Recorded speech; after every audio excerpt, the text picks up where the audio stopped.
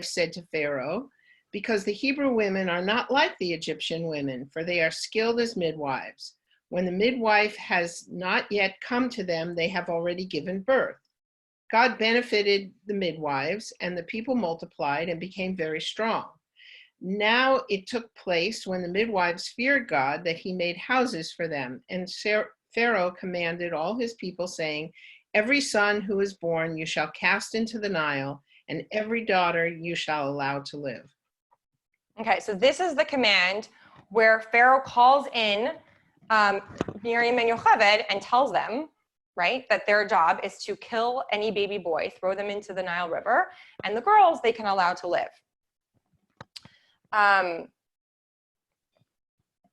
Okay, so what was the midwives' response? And also, how did God reward the midwives for not obeying Pharaoh? Okay, so Miriam, is it in this verse? Did we just say that? Okay. Can you hear me? Yes. I have a question.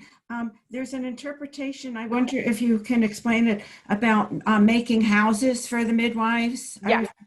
Yeah, so that's the next one. That's in Rashi. Rashi explains. Okay. So Rashi explains in text 4. You want to read that for us, Naomi? Oh, I was referring. Oh, yes. Oh, I see. Okay, good. All right. When the Torah states that it was because the midwives feared God that he made houses for them, it does not mean houses in the literal sense. Rather, this refers to the dynasties of priesthood and the exclusive tribe of Levi, which were descended from Yocheved, and the house of royalty through King David, which was descended from Miriam. This is the implication of the verse, God was good to the midwives. Okay, so in other words, their reward for being God-fearing and not listening to Pharaoh's decree is their, like, the ancestry, or the, what's it called? Not ancestry. Like, who came from them? Dynasty? The lineage.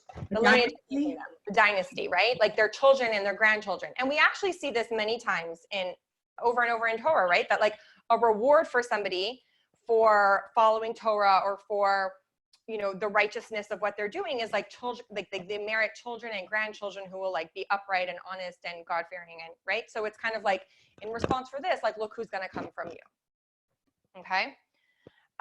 Okay. So is this next one? Is this Madeline, the Talmud that you were referring to? That you said was hard for you to understand? Let me see if Madeline, Florence. Is this text 5? Is that the Talmud that you were referring to? Somewhat, but Yeah. Well, okay. there were others also. Others. Yeah. Okay. Do you want to read text 5 for us? Sure. Excuse me. When Pharaoh decreed that all newborn baby boys be cast into the Nile River, Amram, Miriam's father, decided to divorce his wife. All the men of the generation followed Amram's example, divorcing their own wives. Observing this, Miriam approached her father, saying, "Father, your decree is worse than Pharaoh's. Pharaoh only decreed against the males, but you are decreeing that our people should be bereft of both males and females. Pharaoh is a wicked man, and therefore it is unlikely that his decree will stand. But you are righteous, and your decree will be carried out.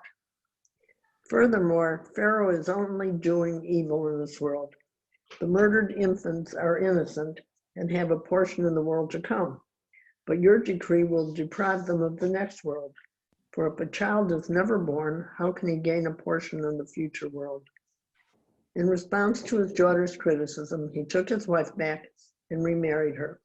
All the men of the generation followed Amram's example.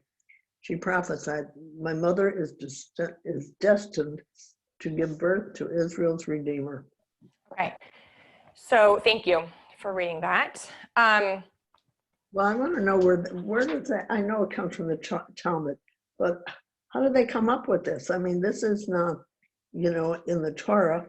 I mean, seems like just a story. I hate to use the word Baba Misa, but it sounds like a story somebody invented. Well, the Talmud was always the Talmud is oral tradition, right? So the oral tradition, like in other words, we have the written Torah and we have the oral Torah. And it was originally always meant to be like that there was going to be like two parts of the Torah, one that's like written and studied and passed down, and one that's passed down from generation to generation, like the Mishnah and the Gemara. Right. So it eventually had to be written down because I'm not very good with my history, but after the second, who wants Barbara? Like after the Rhea, tell me, like after the destruction of the temple, when the Jews were being like dispersed, and they realized like we're not all going to have one central community and one central place where like Torah is going to thrive. Like, how do we know that it's not going to get kind of convoluted over time? And so the oral Torah had to be written down into the Talmud. It was written down. So when you say, where does this come from? This was like passed down known information. Okay. Like, but it's not divine word like the Torah is. I mean, like it's divine. I mean, it is divine, but this is a story. So it's like a story that happened. Okay. You know, like I'm saying, it's different than like divine of like, you know, how do we know that fish that have fins and scales is a kosher fish, right? Like the only way we can know that is from God. But like, this is also an occurrence that happened and it was written down in the Talmud. Okay, got it. Thank you. Okay. So this story, what we see here is what happened is when Pharaoh made this decree, Amram, who was like the Jewish leader at that time, was like, we can't bring more Jewish children into the world, right? If we're going to have babies and our boys are going to be killed, like, you know, you can imagine how people felt probably in the Holocaust. Like, this is not a time to bring more babies into the world. Like, anytime that there's just horrific things happening around you, you're like, I don't want to bring more children into the world. And Miriam so he decided, like, I have to divorce my wife so that we don't bring more children into the world. And when he did that, if he's a Jewish leader and like he's taking, you know, that leadership role, then all the other Jewish men were like, okay, this is what we have to do. We have to like divorce our wives so that there's no more Jewish children being brought into the world. And so, yes, Tessa. I want to go, I'm sorry. Can I go back to Madeline's question? Yes. Is this Midrash? No, this is straight from the Talmud. Oh, this is straight from Talmud. Yeah. Okay. Yeah. But it's, no, you bring up a good point, because a lot of time, like Midrash has lots of stories, right? And I don't have an answer to like why this would be in Talmud and not like, maybe it's also in the Midrash, but like the Talmud brings stories, I think, because then there's a lot of discussion on it. And then from what we learn more from the discussion on the story, right? So like here we're bringing the story, but I don't, you know, the before and after in the Talmud isn't here as a text for you. Okay, thank you. But I think that would be the difference between when it's in the Talmud versus in the Midrash. Okay, so Miriam observing this, and she says to her father, like, you know, and so this is again where I feel like kind of like that chutzpah, but like good chutzpah. She comes to her father and she's like, what you're doing is worse than what Pharaoh's doing. He said, let the girls live, because he didn't care, like, let the girls, like, you know, be assimilated into Egyptian culture. Boys, I want them to drown. And she's like, what you're doing is you're stopping girls and boys from living.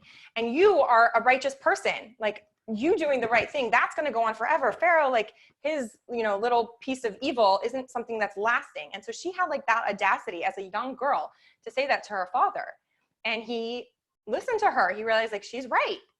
And which I love. And he remarried his wife, and therefore all the other men did as well. And so it's almost like in Miriam's merit that all of these other Jewish children and leaders were born, all because of her. And then she even had a prophecy. So she was like she was a prophetess. And even from the youngest age, I think in this story, she's 8.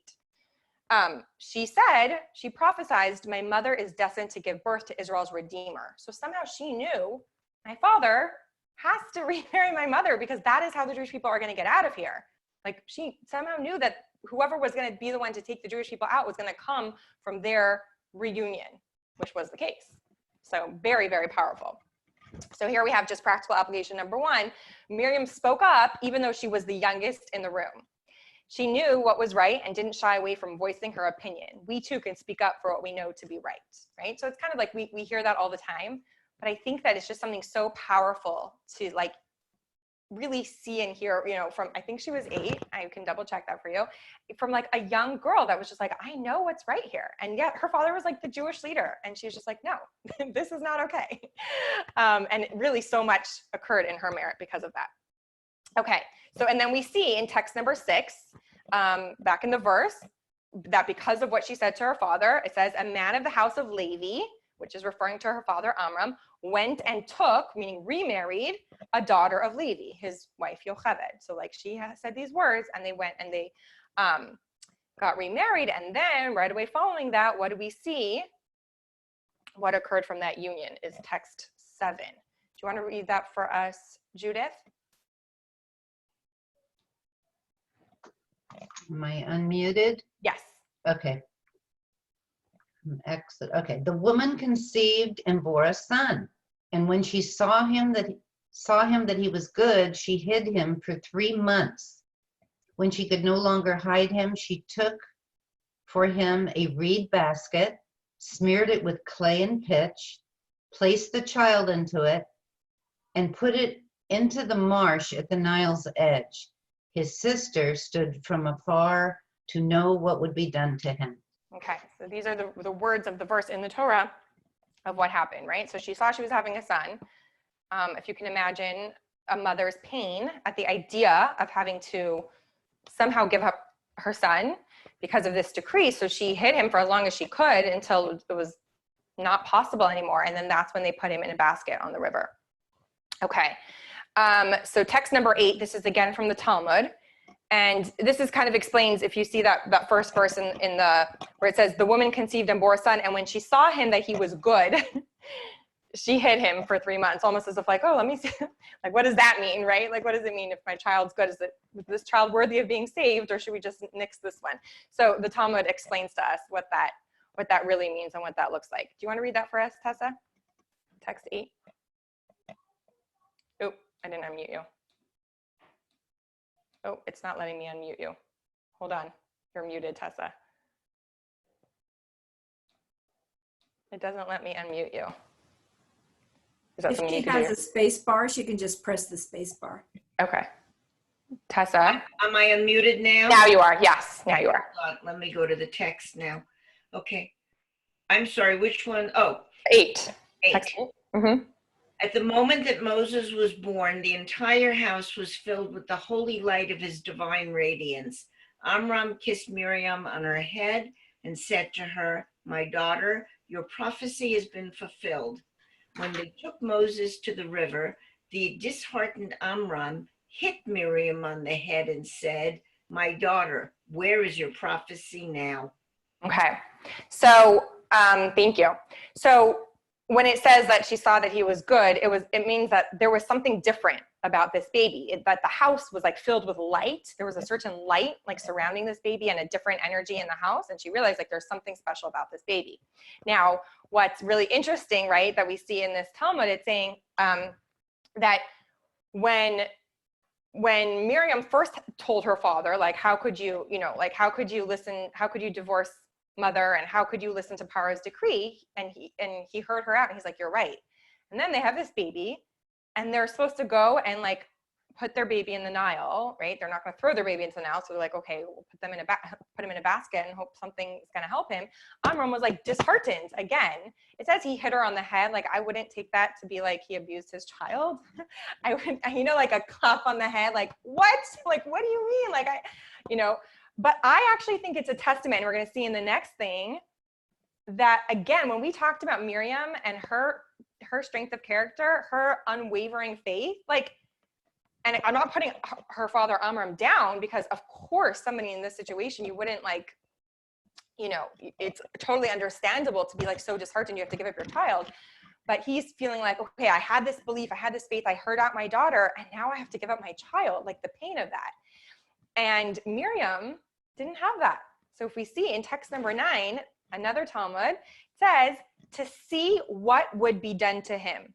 She stood, we know it's like famous, they put the baby on the river, and she stood nearby to watch, not to see, and the words say, to see what would be done to him, meaning to see how her prophecy would be fulfilled, not if her prophecy would be fulfilled. She had unwavering faith. Like, even at this moment where she has to go and put her baby brother on the river, she wasn't like, oh my God, that was like, that's a great moment to be like, okay, what was I thinking? And this is terrible and horrible and all of that. She was just like, I'm going to watch and see what God is going to do now. That was her level of faith.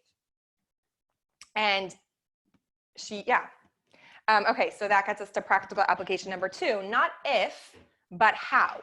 Miriam firmly believed in the truth of her prophecy and didn't question it when things looked bleak. She had staunch faith and made sure to watch her faith unfold. When the going gets tough, we don't have to give up. We just have to hold on tighter. It's not a matter of if things get better, but a matter of how. And I think that is so powerful, right? Because faith is easy when things are easy. And then when things look bleak, it's so easy to give up and be like, never mind, right? But here we learn from Miriam that even when things are bleak, right? If the faith is there to begin with, if it's so strong, then it doesn't matter what can come, right? If you have like really strong roots to a tree and a strong wind blows, that tree will stay firmly planted in the ground. And if there's not strong roots and a big wind blows, a big storm comes, that tree will fall over. And that's like what our faith can be like. Is it like the strong rooted faith, or kind of like that shaky tree without strong roots kind of faith? And yeah, does anyone have any questions so far? I just have a thought that I wanted to share about that. This is so powerful. It's so specific to Judaism, but I think it has to do with mitzvot. It has to do with how we feel like we have a say in how things go. And I think also it's not just that we don't have to give up and we have to hold on tighter. I agree with that. But I think the how has to also do with us, that we have the power to change something. Like, don't get the divorce, Dad. Do something else. Create something stronger, better, and bigger. Don't just hold on, add, make things stronger. Like right now, the situation we're in right now, there's so many things we can do. There's so many people we can help. There's so much that can be done. And our roots are strong, and we still have a strong community, but we can actually be active, and we can actually make forward motion and make more contributions than we normally would. Yes. I mean, I just think it's actually unbelievable. Like, think about this. There's 21 people in this room right now. I don't think I've ever had 21 people at Torah Tea, right? So as much as I would love to be together with everyone in a room, there's, in some ways we could this works from people's homes, and it works, right? And so you can like reach so much more people. I think there's so much more Torah learning happening now. Or like what Elizabeth said before about Passover, like she's like, I was doing it myself, but I wasn't alone. Like I was talking to Menachem, I'm like, this is probably the year that there has been the most Passover Seders in the world, right? Because usually we all join together and then there's like one Passover Seder. And I was just like, think about that. Think about like how many individuals and people and Passover Seders are happening across the globe. And another thought, I don't know if this kind of goes in line with what you're saying, Jolie, but I just think it's really powerful about like this adding, is that on the one hand, in Judaism, we have such strong community values, right? We get together so much. And that's why I think we even feel this so much stronger, because we're so used to like all these gatherings and all this getting together. And now we can't do that. So that's one big part of Judaism. But another huge part is that Judaism was always 99% in the home, right? You guys know about this. We talk about this when we talk about like women in Judaism and stuff like that, that people have like transferred that. Like synagogues only started after the destruction of the temple. Then there was not like one central place, so they had started synagogues. And then synagogue life became people's like central Judaism place. But it was never that way. It was always in the home. It was always about like 100% of Judaism can be in a home. Like if we had no synagogues, you can still keep Jewish life 100%, because it's all about being in the home. And I feel like we've almost had like a return to that. And again, I miss that we all get to gather together and pray together and all of those things. But it's like, if we're going to like find the beauty in this change of pace, like that's what it is. It's almost like reminding ourselves how much we can really bring into our own homes and do in our own homes. Okay. So where were we? Okay, we're up to text 10. And this is from a talk of the Rebbe. Let's see. Do you want to read that for us, Gail? Sure. Thank you. Yes. I have to go back because I don't have it printed, so you'll see me go back for just a bit. And remind me which one we're doing. You know what, if you want, I think Sarah has been putting oh, she put it just privately to me. Yeah, I've just been putting it on and I've been following it there. So I just have to go back to where that was. So go ahead and have the next person do it because I have to. Okay, no problem. Do you want to read that, Miriam? Here, let's find you. You. And Miriam, I have you in here twice. I don't know which one you I don't think I can read. I don't have the thing. Oh, is that Ima? I didn't realize. Yeah, hi. Okay, so now I did not even realize you were here. Now we have 3. I'm with you. Okay, perfect. Okay, sorry. So Miriam, I thought Miriam Minkin was like in here twice or something. Okay. Yeah, I also, sorry, I don't have, my printer's not working. And okay, no problem. All right. Okay, so I'll just read text 10. Even though Miriam was only a young girl, she received a prophecy that A, foretold the birth of the Redeemer and greatest of all prophets, B, concerned not just herself, but her parents, and C, was given to her rather than to her mother or father. So this again shows at such a young age the advanced level of prophecy that she was given. Okay, so now this takes us back to okay, so text 11, back into the verses of the Torah. Let's see, Harriet, do you want to read that for us? How old was she? Elizabeth, I think she was 8 at the time of this story.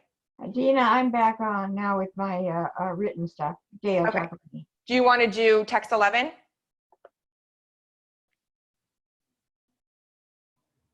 Yes, or no? Okay, wait, now she's muted. Yeah. Okay, Gail, do you want to do text 11 and then Harriet will do the next one? No, I'll just go ahead. I'm unmuted now, right? Yeah. Okay, Pharaoh's daughter went down to bathe to the Nile, and her maidens were walking along the Nile, and she saw the basket in the midst of the marsh. And she sent her maidservant, and she took it. She opened it, and she saw him, the child, and behold, he was a weeping lad. And she had compassion on him, and she said, "This is one of the children of the Hebrews." His sister, that's Miriam, said to Pharaoh's daughter, "Shall I go and call for you a wet nurse from the Hebrew women, so that she shall nurse the child for her?" Pharaoh's daughter said to her, "Go." So the girl went and called the child's mother. And Pharaoh's daughter said to her, "Take this child and nurse him for me, and I will give you your wages." So the woman took the child and nursed him. And the child grew up, and she brought him to Pharaoh's daughter, and he became like her son. She named him Moses, and she said, "For I drew him from the water." And, you know, she had to have some kind of idea what's happening, because these two people who were not part of her entourage were Johnny on the spot as soon as she picked this, had her maidservant pick up the basket from the water. You mean who would have had some idea? The Egyptian Pharaoh's daughter had some idea that this was the mother of the child, because so it was the sister. Yeah, but the sister, you know, pulls this woman right on up, and it was like they were right there. So I mean, she had to have an idea that these were the relatives of this baby. Oh, I see what you're saying. And I have a feeling she must have had the idea. She knew that it was a Jewish boy. Why else would there be a baby in the river? Well, I think that's what she says. Yeah. Right. So there's a commentary that Batya was actually converting. That she was like, the reason she was by the river, it says bathing, she was using the mikvah and undergoing a conversion process. Ah. Yeah. Which is very interesting. So, okay, so what we see here is Miriam's watching, right? She's watching because she's like, let me see what God is going to do to fulfill my prophecy. And she sees Pharaoh's daughter by the river with her entourage, and Batya, Pharaoh's daughter, sees this baby in the river and like reaches out and takes him and decides that she's going to keep this baby, but she can't nurse him. And she's like, the baby's crying. And Miriam has this idea, why don't I think it's a very common thing in those days to have like a wet nurse. And so she offered Tobiah, do you want me to find a wet nurse?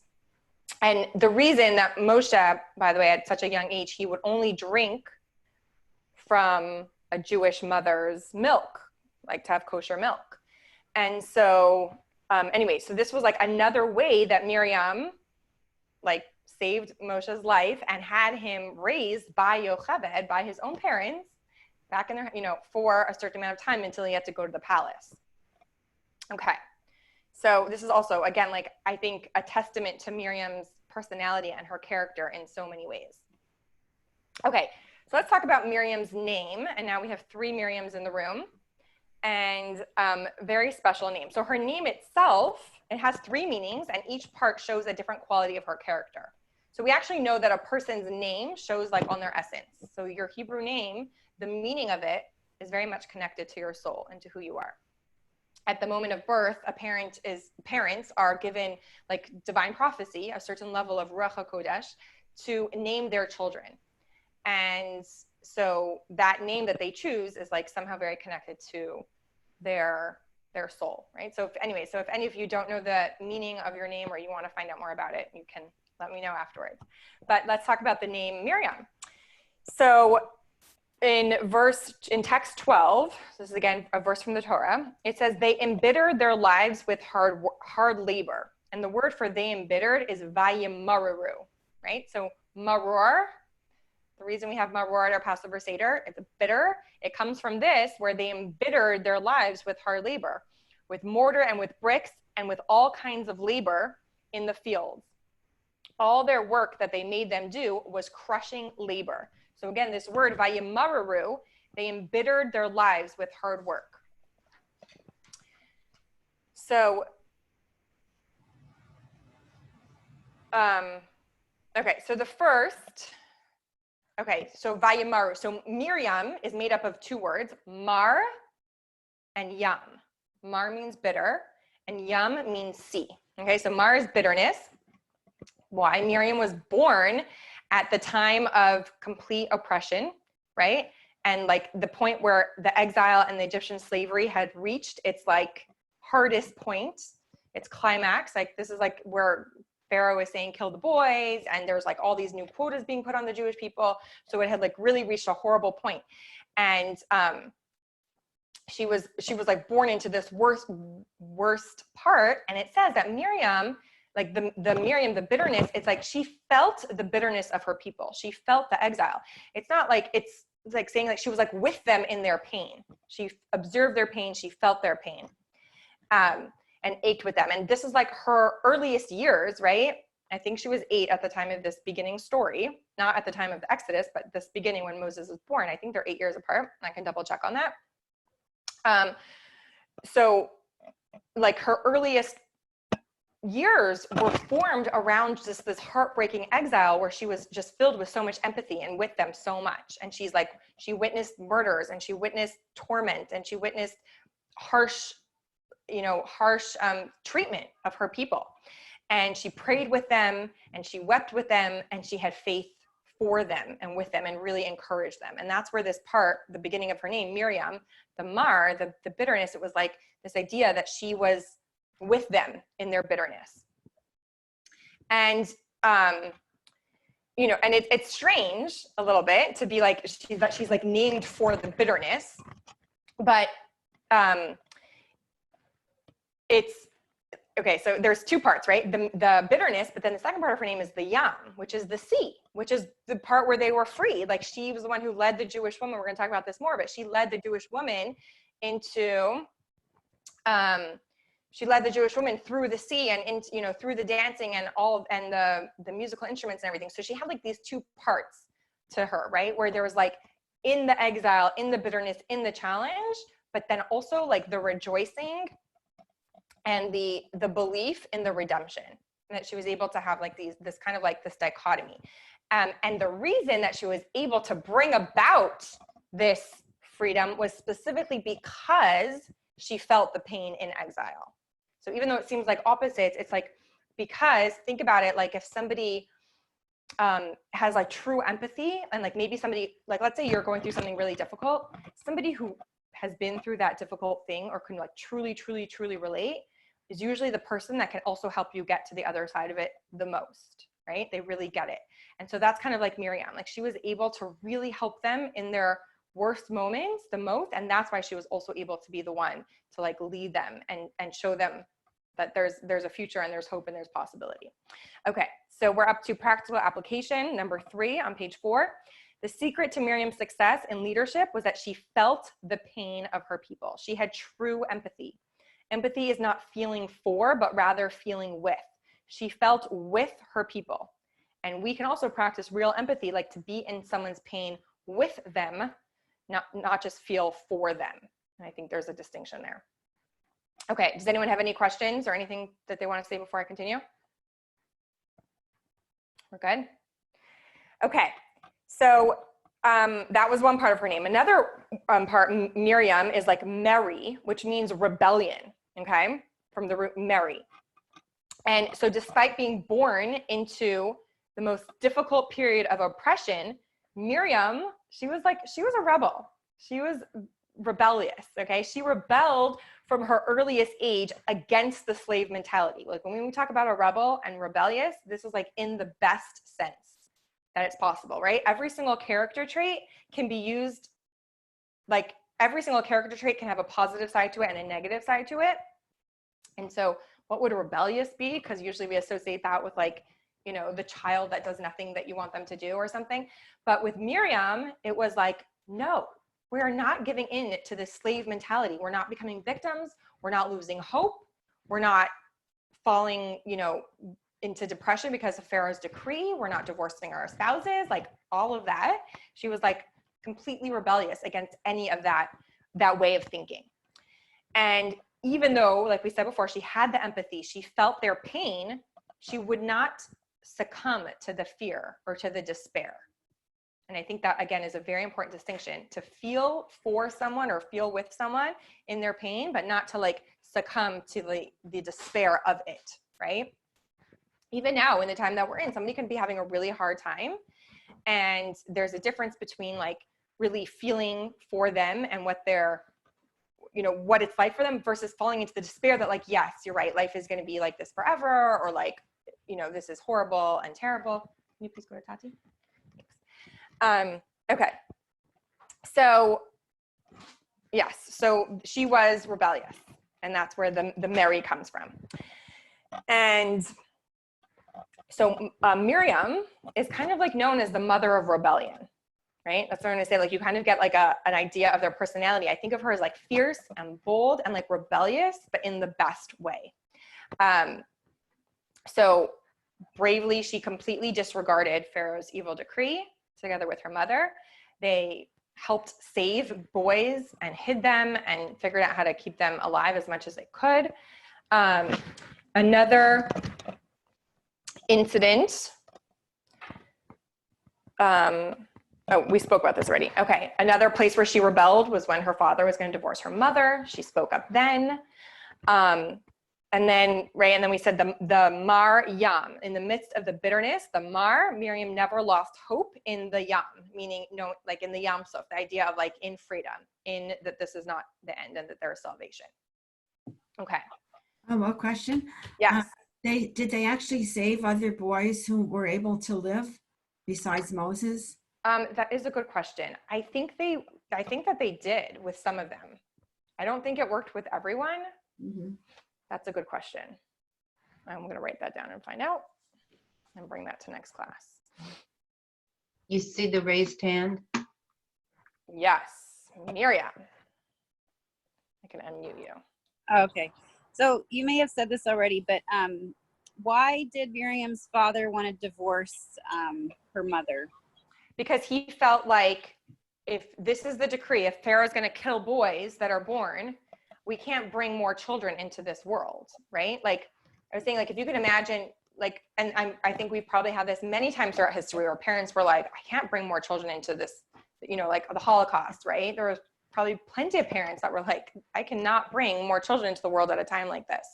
right? So like repeatedly in history where parents feel like, if this is what's going on, I don't want to bring more children into the world. And Miriam stood up against that to her father and said, Paro's decree is only against the boys. He lets the girls live.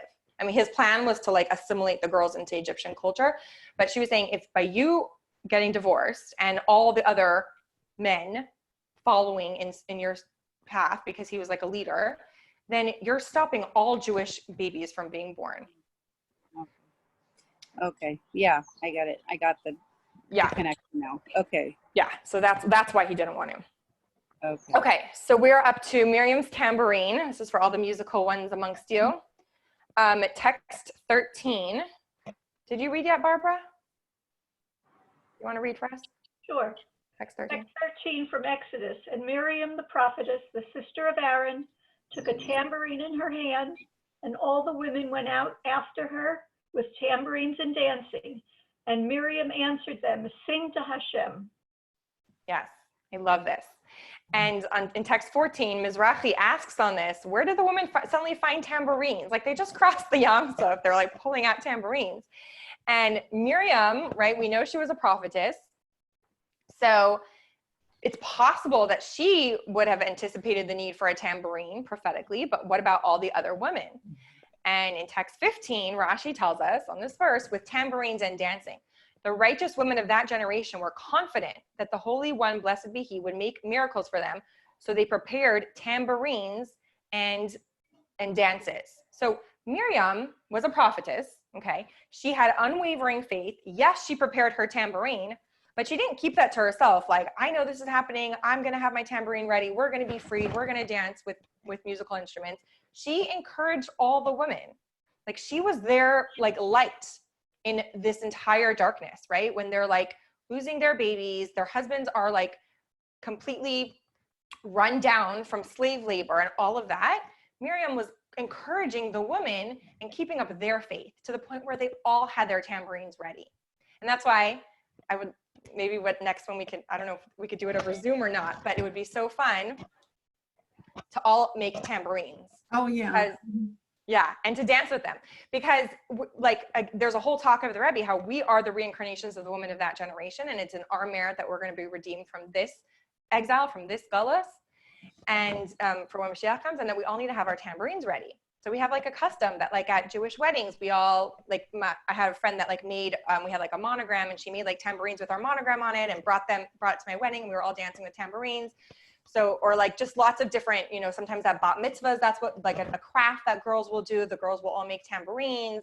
It's very much connected to Jewish womanhood, and we get it from Miriam and this idea that we're going to dance with our tambourines. Adina? Yeah. Yes. I want to go back to text 13. Yes. So I have to assume that Aaron was older than Moses. Yes. Okay. So where did Aaron come from if they were killing all the males? Who saved Aaron? Before the decree. Okay, thank you. Okay. So yeah, Moses was the youngest. Okay. So Miriam was his big sister. Do you see Tessa's tambourine? No, hold on. Let me find you, Tessa. And someone else? Wait a minute. I think Marcia or Naomi. I love it. Can I just spotlight that for a second? Let me see your tambourine. Oh my gosh. That's beautiful. So pretty. Can I see that again? Marcia? You see mine? Wait, someone else has one? Yeah. Hold on. Naomi? Are those like feathers around it or something? I'm going to spotlight it. Oh, it's got flowers and stuff. What is Naomi? What does yours say on it in Hebrew? I can't. It says Baruch haba. Oh, okay. Hold on. Let me spotlight yours. Go talk to Dati. Baruch. Oh, I love it. Baruch haba, which means welcome, right? Like welcome. Okay. Thanks, Naomi. Oh, that's such a nice idea for a bat mitzvah. Totally. Yeah, that's a good idea for a bat mitzvah. Yeah. I've been to bat mitzvahs where they did that. Oh my gosh, I love it. Thank you. Oh, maybe you can do that at Romy's, Miriam. Yeah, I thought of that. Love it. Great idea. Okay, doesn't it mean like sing? Rome is like in Hebrew, it's like a high, Like a high place. elevation? Okay. Yeah, No, I just thought like a combination of like your name and her name, if there was something to do. Okay, I don't know. But that's cool. Okay, so with the tambourines, all right, so we said that Rashi explained about how Miriam really like encouraged all the women, they all had their tambourines ready. Okay, and then in text 16, again, this comes from a talk of the Rebbe. There's a raised hand. Yes, Madeline. Okay. Can't hear you. Did you still have your question, Madeline, or was that from before? You'll have to unmute yourself because it's talking to me. Oh, yeah, now we can hear you. Oh, okay. No. No. That's fine. Okay, that's from before. So let me just lower that. Okay. Okay, let's see. Harriet. Let's go back to you. Harriet, do you want to read text 16 for us? 16. Mm-hmm. Although the Torah portion includes both the song of the men and women, yet the Haftorah is specifically the song of a woman, the song of Devorah. This is because the song of the women was on a higher level than that of the men. The joy of the women surpassed that of the men. Both the women and the men sang, but the women danced and drummed as well. This was because the women, led by Miriam, felt the bitterness of exile more intensely than the men. Miriam's very name expressed the bitterness of exile. Her sensitivity to the pain of exile led her to prophesy the birth of Moses the Redeemer and to take an active interest in her prophecy's fulfillment. Because her anguish over the exile and her yearning for its end was so great, her joy over being liberated surpassed the men's. Okay. So it's just What kind was of like the last part of her name? Miriam? Yeah. I was writing it, I didn't get it. It was Mar means Oh, bitter. Yam, which means sea, which alluding to the Yam Suf, the sea that they crossed. The Reed Sea is called the sea, which was the redemption, right? The moment of them passing through, and that's when they were able to rejoice. Okay. Okay, so now we're kind of jumping to a different story later on in the desert. Okay, so this is like past Egyptian exile, but this other story with Miriam, where we actually are going to get into her being quarantined, which I think is fascinating that Miriam was quarantined. Okay, so text 17. Let's see. Do you want to read that for us, Jolie? Except I can't unmute you. Oh. Maybe Okay. Okay. Miriam and Aaron spoke against Moses regarding the Cushite woman he had married. God descended in a pillar of cloud, and he summoned Aaron and Miriam. Why did you not fear to speak against my servant Moses? Miriam was afflicted with Sa'arat. Mm-hmm. Miriam was quarantined outside the camp for 7 days. The people did not travel until Miriam was brought back. Okay, so I'm going to explain that. So in biblical times, we don't have it nowadays, but there was something called tzara'at, which was a physical manifestation of a spiritual illness. Okay, so you would get like a rash on your body, like a certain red or white kind of a rash on your body. And one of the reasons that they would get it is if you spoke lashon hara, if you spoke badly about other people.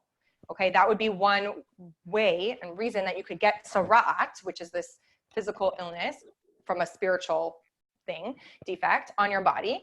And what would happen is you would have to be quarantined, depending on what it was and where the tzara'at was found, etc. But for 7 days. You couldn't be with the rest of the Jewish people until the tzara'at went away, and the Kohen, the high official, would say, you're cleared of tzara'at. They would have to declare it, and they would have to declare it finished. So Miriam and Aaron were speaking some not nice things about their sister-in-law, about Moshe's wife, Tzipporah. He married a woman named Tzipporah, and they were saying some lashon hara about her. Okay. So we have like this story where God says, how could you speak badly about Moshe, right? Or about his wife. And Miriam got Saras, and she was quarantined for 7 days, and everybody waited for Miriam. It wasn't like they kept traveling and what she'll catch up when she's ready. Everyone waited for her. Okay, so Rashi tells us on this, text 18, the people did not travel. This honor was accorded to her by God because of the time she remained with Moshe when he was cast into the river. As the verse states, his sister stood from afar. So I think from this, we learn that if somebody was quarantined, it could be that the Jewish people would continue to travel on and they would have to catch up. But here, they all waited for her in the merit of when she waited for Moshe by the river.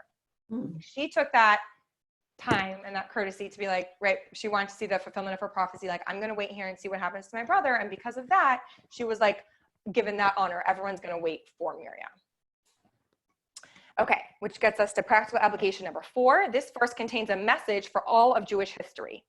Without Miriam, the Jewish women, the people cannot travel on their journey toward their destiny.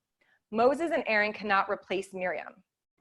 Women must therefore take an active role in all aspects of Jewish life, especially the education of the next generation.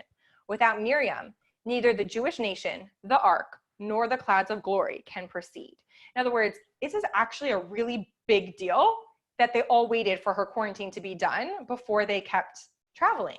Because what this meant was Moshe can't move, Aaron can't move, the ark can't move, the clouds of glory can't move. Like, everyone was just paused because of Miriam. And we learned something much deeper here, that it's much more of like Jewish life and the continuity of us as a Jewish people is so dependent and reliant in a beautiful way on the Jewish woman that we can't just like go on without her, right? Like, that we play such a central role to the continuity of and the active role of Jewish women within Jewish life.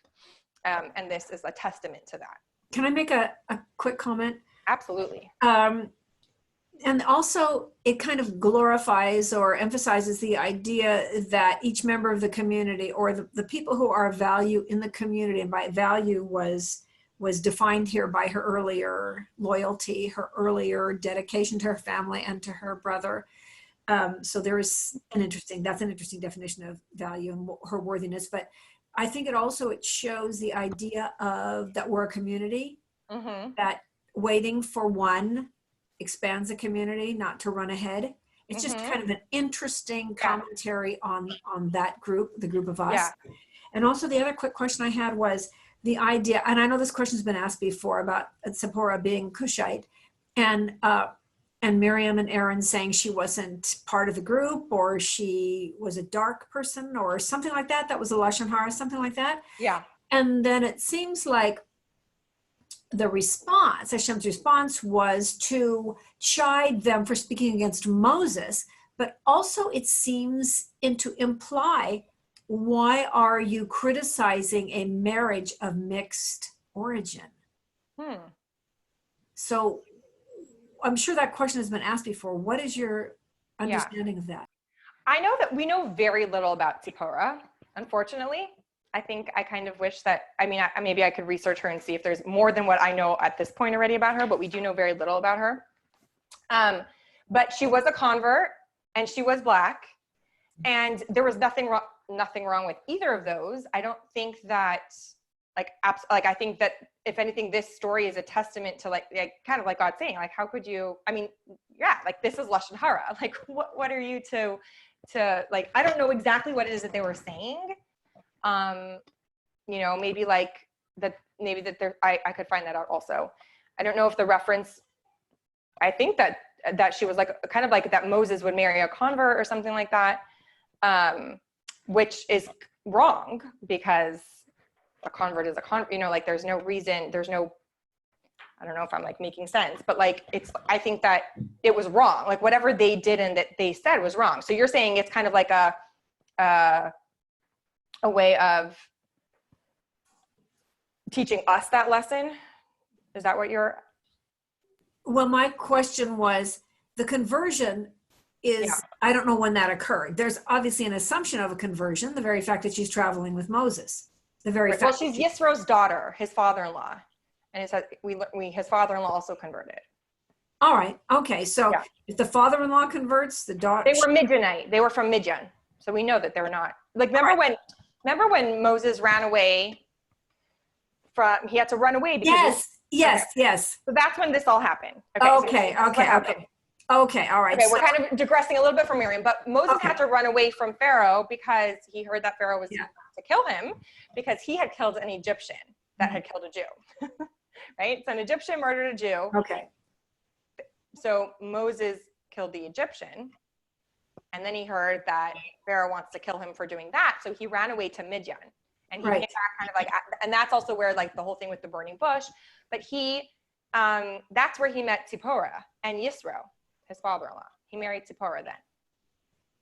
So it was only Lashon Hara then that he was criticizing Aaron and Miriam for. It was nothing to do with the mix of the origins, nothing to do with. As far as I know, as far as I know, it's just like that they were, I mean, listen, I don't like to humanize Torah, like characters in Torah, because I think the reason we know about them is to learn from them. But like, I think of it like a sister-in-law and a brother, right? Like a sister and a brother talking about their sister-in-law. Like, does that happen? Anyway, okay. Like kind of say some family stuff that we probably are better off not saying. Yeah. Like, I don't think it was. Not deeper than that. Yes. That's my understanding, that it was kind of like some offhand comment that is still Lashon Hara. It doesn't matter. But it didn't have such like deep meaning or implication. It was just like, no, that's Lashon Hara. You have tsaras now. Okay. Skin leprosy, and then life moved on. There's in the story even there's much more focus on the fact that Miriam got tsaras and she was quarantined, than on what they said. And okay, fair enough. Thank you. Thank you. That clarifies it. Didn't mean to diverge. I have something else to say. It's Harriet. Yeah. One of the things that strikes me is Miriam did something wrong. Yeah. She got this affliction, which was a punishment. But we have these people in our history that we look up to, but they're human and they make mistakes and they make errors. So her quarantine was taking care of what she'd done wrong, but she was not ostracized and thrown out of the group. And then they waited for her because even leaders can do things wrong different ways. And so it's kind of like it humanizes her because she did something wrong. She was paying for it. And now it's keep going, which is kind of hard to do when in exacting a punishment. Sometimes the punishment keeps going on and on and on. Anyway. I mean, I'm not sure if this is from the Talmud, but there's a quote that God judges, so to speak, righteous people much more harshly. In other words, the way God is, like Moses didn't go into the land of Israel for hitting the rock instead of talking to the rock, right? And we call that like a mistake or whatever, like God, but like we're talking about Moses here, and none of us would get that kind of a punishment for hitting a rock instead of talking to a rock, right? So in other words, the way it's like, it wasn't, and I see you, Ima. I want to hear what you have to say in just a second. Like, it wasn't like, it's to say that Moses did something wrong is the way we might like say over the story, but truly there was something way deeper going on here. There was a leader that never wants to leave his people, and he never, like, even though yes, his whole dream was to lead them into Israel, once his people weren't going to go into Israel, he's like, I'm not going in there either, right? Of course I'm going to stay in the desert with my people. Like, there's a whole deeper thing going on there. And then it's so easy for us to be like, yeah, Moses messed up or he made a mistake or whatever. But the truth is, like, if you look at what he did, we would never be judged at that level. So it's kind of like, it's possible in this story too. We're talking about like Miriam, who's like a great prophetess and Jewish leader, that like almost like what she said, if one of us would have said it, it would have been like, that like off the cuff comment or whatever. But Miriam is going to be judged much more strictly in her, right? Like in that sense. But Ima, what did you want to say? Yeah. Can I clarify something? And I think it will put everything in perspective. Yeah. What Miriam did wrong, Miriam was a prophetess way before Moshe. Aaron was also maybe not a prophetess at this level, but he was very close. Hashem was very close to him.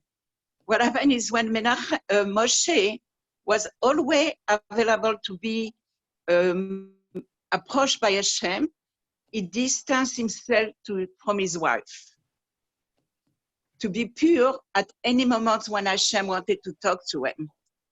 And Zipporah confided to Miriam. Miriam was also the mikveh lady. She had the well, she had everything. And what happened is Miriam approached Aaron and said, what do you think Moshe is thinking? Is it holier than us that he distanced himself from his wife because he's a prophet? And this is where Hashem said, or do you dare talking about my servant, Moshe? So it was not about what, it was more Miriam empathy for Zipporah. It was not a fact she was a Cushite. It was not a fact she was, all that was true. And we didn't talk to her, it's like we said that when Hadassah, Esther,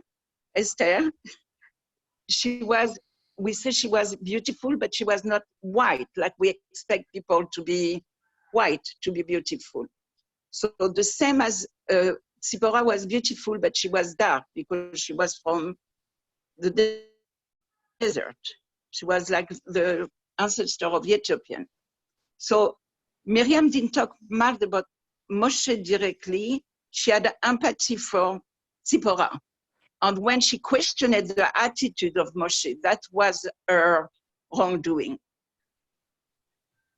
Okay, so you're saying that what she said, that the Lashon Hara, was really more about Moshe than about Zipporah? Yes, yes. Huh. She questioned Moshe's attitude, the type of thing, whether this thing is holier than the earth, like right. He distanced himself from his wife because Hashem talked to him. But it's clear, and it's repeated many, many times, that Hashem talked right. directly to Moshe, but he always give clairvoyance to the prophet, but never talk to them. But Moshe have to be detached from any worldly thing to be always pure for Hashem. Mm-hmm. Okay. I didn't contradict you, I hope. I'm just trying to clarify the... Yeah, no, that's fascinating. Like, I heard that, I just never knew, I knew all that, I just didn't know it was in connection to this story. I didn't realize. Yeah. Yeah, thank you for sharing that. Okay, so text number 19 on page 6, it says, the people did not journey. The decision when to journey depended solely on when the pillar of cloud lifted. Our verse indicates, however, that the people had decided to honor Miriam by remaining at the camp until she could join them, especially since they knew that their water supply was in her merit. Okay, so now we're going to talk about that. And I think my mother-in-law alluded to that, this idea of that she was the mikveh lady and the water supply. So what is that referring to? What does that mean?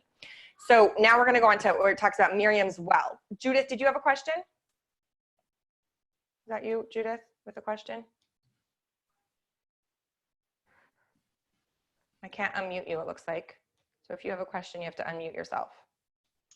Oh. I wanted to know what a Cushite is. A black woman, a dark woman. Oh, I thought it was from a region. No, I think it is, but like the Cushi means black. Oh. But I think Cushite, I think it's also a place, like the Cushite woman, like the people from there. And then I also wanted to, I missed a few words that Miriam said because of her beautiful French accent. Yeah. And so could you just summarize what Miriam was saying? Yeah. Okay. So never in Torah do we see that it is holier for somebody to not be married or to abstain from any kind of intimacy as a form of holiness. We don't see that anywhere. Okay, that's actually like a huge distinction, I think, between like Judaism and some other religions, where it's like, if you're really holy and if you're really godly, right, then you separate from all physicality, which one of the things would be like you don't get married or you're celibate or something like that. We don't have that concept in Torah. If anything, the opposite, the high official had to be that high official that worked in the Holy Temple and the Holy of Holies on Yom Kippur, he had to be a married person, okay? The only place we see this is with Moses. Moses was told to separate from his wife Zipporah, okay? And this was something that God told him to do as like, because of his like level of prophecy and his need to like always be in contact with God and right, be like available for that he did need to like separate from marital relations and from married life. And so what she's saying is that what Miriam was saying is almost like in support and empathy for Zipporah, she's saying like, who does Moses think he is? Kind of like, he thinks he's better than us. He thinks that he's so holy that he should like separate from his wife. And then that's where God intervened and said, why are you speaking badly against my servant Moses? Like, in other words, he was specifically given this. Okay, I understand. So she was Thank saying, like, you that's so where the much, lesson Miriam was. and Adina. Sorry, I had to ask for a Okay. brief summary. Okay, thank you. All right. Thanks, Miriam. Okay, so Miriam's well. Let's talk about that. So text 20. I feel like I've done a lot of talking. Anyone else want to jump in? Oh, I will. Yeah, can you hear me? Yes. I had never heard that Moses was ordered to separate from his wife. What was that about? And did you say it was because he needed to do that in order to uphold his level of prophecy? But yeah, he had to like always be ready to like hear words from God and be on that plane of prophecy. It's the only time that we find that that's like that would be a necessary prerequisite. But he was told to separate from his wife. Oh, is that in the Chumash or is that? No. Okay. I don't know if it's like already in Rashi or Talmud or Midrash. We're not told that straight out in the verses of the Torah. Okay, well, thank you. I'd never heard that before. Yeah. Do you want to read text 20? 20. Let's see. Okay. The children of Israel, the whole assembly, arrived at the wilderness of Zin in the first month, and the people settled in Kadesh. Miriam died there, and she was buried there. There was no water for the assembly, and they gathered against Moses and Aaron. Okay. So what does Rashi say on this? And Miriam died there. Why is the death of Miriam next to, we had this chapter of the red heifer. The red heifer is like a completely red cow. Is that your hand raised again, Judith? Unmute. Did you have a question, Judith? No. Okay, sorry. Okay. And the red heifer would be like brought as a sacrifice, and the ashes would purify somebody who was impure, the ashes of the red heifer. So why is Miriam's death right next to this chapter of the red heifer? To teach that just as the offerings bring atonement to the nation, so does the death of righteous people. And Miriam died there. She too died by God's kiss, as did Aaron. And okay, so that's about her death. And in text 22, Rashi over here tells us, and there was no water for the assembly. From the fact that there was no water after she died, we see that it was in her merit that the miraculous well followed the people throughout their wanderings and provided a plentiful supply of fresh water. So something we know, how did the Jewish people have food and water in the desert? So the food we know was the manna that fell from heaven, right? And that was their daily sustenance. And for water, there was this well that traveled with them in the desert, and that is where they would get their water from. Now, we also learn that this well is how the women used the mikvah. Like when my mother-in-law said she was the mikvah lady, it was in Miriam's merit that they had this well, that the women were able to use the mikvah in the desert. And I think it's so like befitting, first of all, that she's like the woman leader of this time, but also remember back in Egypt, she was the one that, because she told her father to remarry her mother, and all the other Jewish people followed too, like because all these children were born in her merit, I think it's, again, here she is in her merit that Jewish life was continuing because these women were using the mikvah. So I think there's like something, again, connected, very much connected with Miriam and that kind of like Jewish continuity and more children being born, which is really beautiful. So the connection between Miriam's death and everything that followed. So here's what's fascinating. After Miriam's death is when Moses hit the rock instead of talking to the rock. right? That like story where like now they all needed water and they were like, their well dried up, their well of Miriam dried up and they were all thirsty and they're complaining and they need water. And God told Moses, I guess, to talk to the rock, and he hit the rock, right, to get water from it. But what happened here is that Moses was mourning his big sister. His whole life is thanks to his sister, right? Can you talk to Tate, please? His whole life was because of his sister, right? His life was saved. He was on the river. She watched him. She made sure that he was nursed by his own mother. She was like his support system his entire life. And she dies and he's mourning her. And then we see he makes this mistake, right? And so I think it's also like really fascinating that to kind of see what happens, so to speak, someone who like this connection that Moshe and Miriam had with each other and how much they like loved each other and relied on each other and supported each other. And then when he like no longer has his sister and her guide and her as support, that's when in his like mourning, he, so to speak, slips up. Again, we're talking about a complete righteous person, so I don't really mean it in that way. Okay. And it's really the first time that Moshe faces a challenge without her, right? And then we see how that goes. So it's like really, I don't know, I think it's kind of moving, that part of the story a little bit. Okay, text 23. Again, this is from a talk of the Rebbe. Ria, do you want to read that for us? Water helps the body digest its food, ensuring that the nutrients in the food are absorbed properly throughout the body. Allegorically, the soul's food is the Torah, and its water is the Torah's ability to reach and influence all parts of the soul, all types of people, and all facets of life, even those that in and of themselves are the least receptive to it. Miriam was devoted to the community of the Jewish people, particularly by ensuring that there would be a new generation to carry on God's mission. Because of her efforts to ensure that the Torah would continue to flow into the next generation, even reaching and speaking to the children, the people's source of water in the desert existed in her merit. It says dessert. It's supposed to say desert. We'll eat desserts too, why not? Okay, thank you. Love that. Okay, so I kind of told you some of this already, jumped ahead here.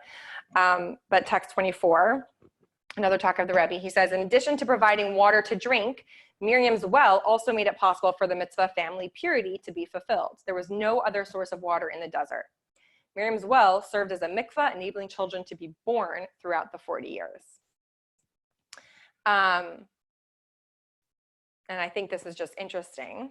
I don't know. I don't have this custom. I don't know how this custom is fulfilled, but it's interesting that the Alter Rebbe writes in his Code of Jewish Law in text 25, there's a custom to draw water every Saturday night from wells or springs, because the well of Miriam passed through all wells every Saturday night. Whoever finds it and drinks from it will be healed from all his illnesses. I don't know. I wonder if like in Israel or something, there's a place where they do that. I think that would be neat to find out. Okay, and then just some quotes about Miriam as a leader. We're getting to the end over here. Sorry, we're running a little late only because we started kind of late once we got all the technical stuff going. Miriam as a leader. So the Talmud tells us there were 3 excellent leaders for Israel: Moses, Aaron, and Miriam. And in text 26, Miriam was the teacher of the women. She was a teacher who led by example. And the Talmud also tells us, and this is a very famous quote, in merit of the righteous woman in that generation, Israel was redeemed from Egypt. And text 28, the souls of the final generation before Mashiach's arrival, this is from the Arizal, are reincarnations of the souls of the generation of the Exodus. Just as then it was in the merit of the woman's faith that the Israelites were redeemed, so too it will be in the merit of the righteous women of our generation and their unwavering belief in the redemption that we will be redeemed once again. Do you have the in closing paragraph there on your papers? Yes. Yes. Yeah? I do. Okay, do you want to read that for us, Sharon?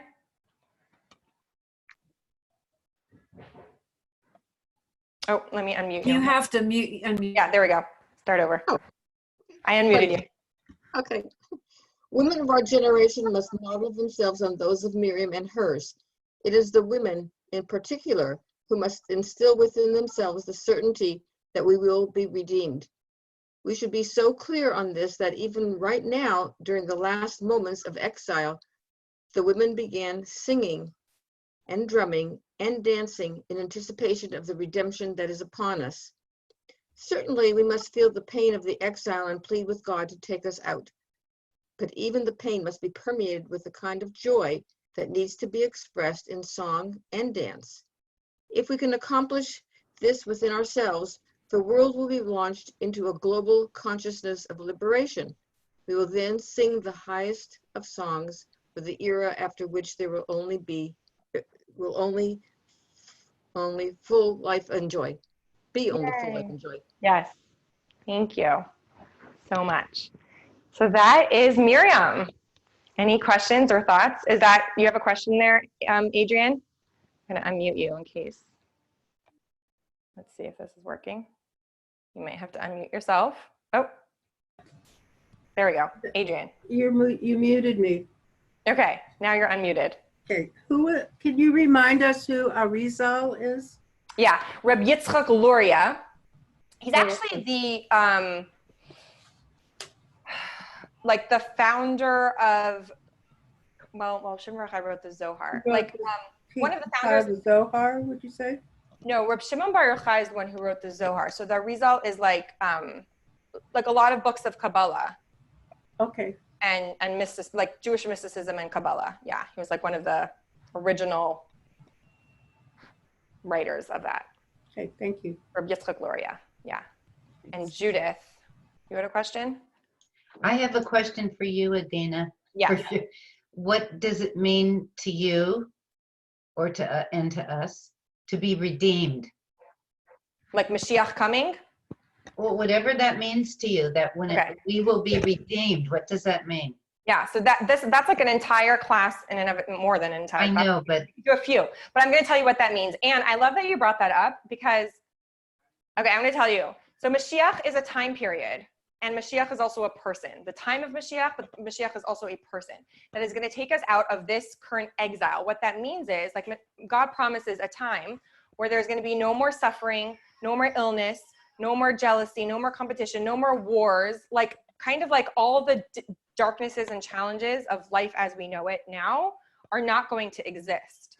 And godliness is going to be fully revealed. That's actually one of the biggest changes, is that we're going to see godliness. So right now, when I look in front of me, I see a computer and I see a camera and I see a, right? Like I see physicality, and I don't see that there's like a spark of godliness inside these things, like the atoms that are constantly that are constantly moving. Like I don't see like the constant godliness that's charging our world. And when Mashiach comes, we're going to see godliness on like a very physical level. That's one of the big differences. But there's not going to be illnesses and challenges and difficulties and pain and suffering and any of that. There's going to be, people aren't going to die. There's going to be resurrection of people that have previously died. So it's a whole new era. And here's what's really fascinating about it is like, we learn about it all the time. It's like we daven for it. It's in our prayers every day. Our holy temple is going to be rebuilt. We're going to have the Beit HaMikdash again. We're going to live under Jewish rule, which we haven't in so many years. But it, like, we talk about it and we think about it and we learn about it all the time. But like somewhere in our consciousness, or maybe I should say ours, somewhere in my consciousness, it's a little bit like, okay, but this is my daily reality. Like, is that really happening? And I keep saying to Menachem now, like, our world changed like this. Like, I feel like it was just so fast that our entire world changed. Like, this isn't something that like just America is going through or just the Jewish people are going through, right? Like everywhere, like across the world, people are quarantined. Across the world, people have a hard time buying certain things, and people are talking about like our world reality, like schools shutting down and libraries are closed. Like across the world changed so fast. And I keep saying to Menachem, like now I can like picture it more of like our reality just changing fast again, instead of it being like, oh, come on, like this is, this is how life goes and it's just gonna always go like this. Like really this time of Mashiach. So I don't know, that's like to answer your question in short. There is so much like sources to learn about it because all the prophets speak about the time of Mashiach. The Rambam, Maimonides, has like in his 13 principles of faith, he had like one of them is the belief in Mashiach and another is the resurrection of those that have passed away. And like there's a lot of sources to really like understand and learn like who is Mashiach, what is Mashiach, what's going to happen during that time, right? Like that can totally be its own class topic. But in short, hopefully that just kind of just explains to you, describes to you that it is like in some ways life will continue as is, and in other ways it's going to be so different.